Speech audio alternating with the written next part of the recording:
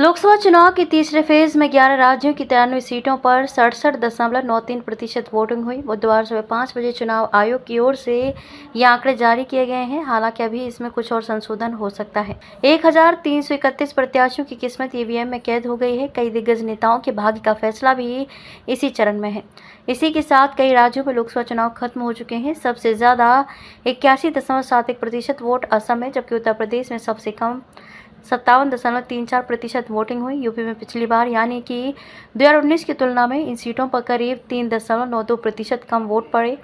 इसके बाद बिहार में वोटिंग प्रतिशत कम रहा। गौरतलब है कि वर्ष 2019 के लोकसभा चुनाव में 66% मतदान किया गया था। यहाँ पहले दो चरणों की तरह तीसरे दौर में भी 2019 की तुलना में कम मतदान प्रतिशत दर्ज किया गया, लेकिन अंतर काफी कम हो गया। लोकसभा चुनाव के पहले और दूसरे चरण में भी उत्तर प्रदेश, बिहार में वोटिंग प्रतिशत निराशाजनक रही। मंगलवार 7 मई को लोकसभा चुनाव के तीसरे चरण में वेस्ट यूपी की 10 सीटों पर 57.34% वोटिंग हुई। सबसे ज्यादा संभल में 62.81% और सबसे कम आगरा में 53.99% वोटिंग हुई। आंवला में 57.08%, बदायूं में 54.05%, बरेली में 57.88%, एटा में 59.17%, फतेहपुर सीकरी में 57.09%, फिरोजाबाद में 58.22%, हाथरस में 55.36%, मैनपुरी में 58.59% मतदान हुआ है।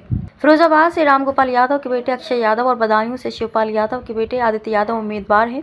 अक्षय पिछली बार चुनाव हार गए थे, जबकि आदित्य पहली बार चुनाव लड़ रहे हैं। मैनपुरी में अखिलेश यादव की पत्नी डिंपल यादव पर मुलायम की विरासत आगे बढ़ाने की जिम्मेदारी है। भाजपा ने उनके खिलाफ प्रदेश के पर्यटन व संस्कृति मंत्री जयवीर सिंह को चुनाव में उतारा है। आगरा से पूर्व केंद्रीय मंत्री एसपी सिंह बघेल और एटा में कल्याण सिंह के बेटे राजवीर सिंह पर भी अपनी सीट बचाने का दबाव है। सपा अध्यक्ष अखिलेश यादव ने भाजपा पर मैनपुरी में बूथ लूटने की तैयारी करने का आरोप लगाया। ऐसे ही बिहार में लोकसभा चुनाव के तीसरे फेज में 5 सीटों पर 7 मई को वोट डाले जाएंगे। इनमें से 2 सीटें सुपौल और मधेपुरा कोसी क्षेत्र में आती हैं। वहीं अररिया सीमांचल का इलाका है जो मुस्लिम बहुल है। झंझारपुर मिथिला का क्षेत्र है। 5वीं सीट खगड़िया है, जहां से दोनों गठबंधन के सहयोगी दल के कैंडिडेट आमने सामने हैं।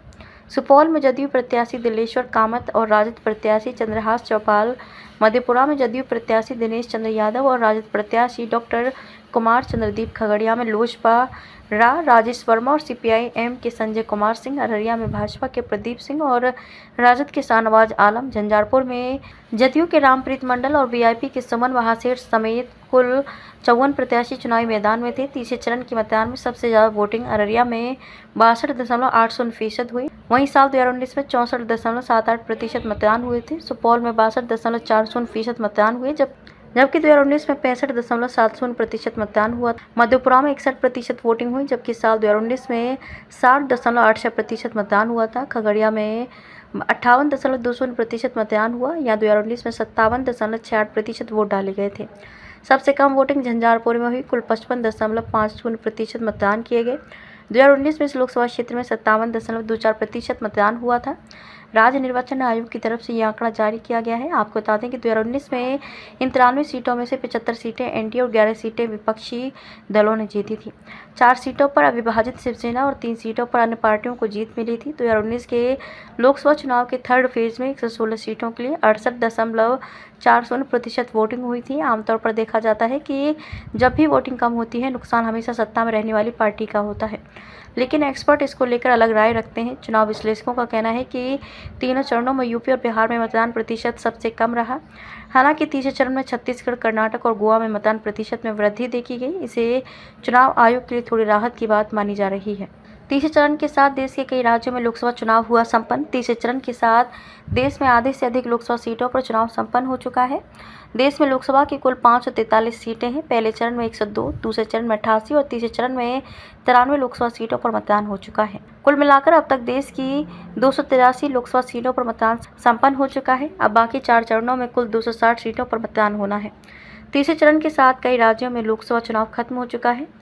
तमिलनाडु, केरल, गुजरात, राजस्थान, कर्नाटक, असम, दमन और दीव, दादरा एवं नगर हवेली, गोवा, असम, त्रिपुरा, मणिपुर, मेघालय, सिक्किम और अरुणाचल प्रदेश में तीसरे चरण के साथ ही चुनाव प्रक्रिया समाप्त हो गई है।